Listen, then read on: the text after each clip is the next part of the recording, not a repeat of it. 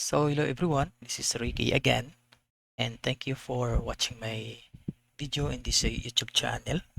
And I hope you subscribe and follow my channel.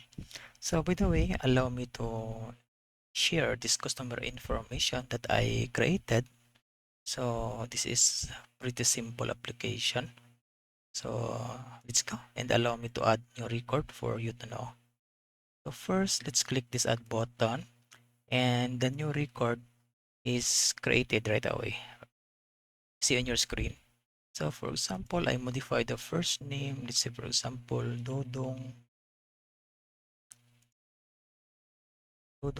Ricky. This one for example.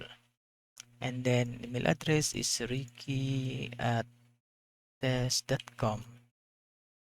Click save. So the information is recorded in this list box, right?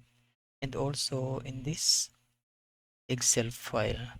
So if I want to modify my name, for example, instead of Dodong, I I add another character, for example, XXX, click save. So XXX is recorded or added in this name, right?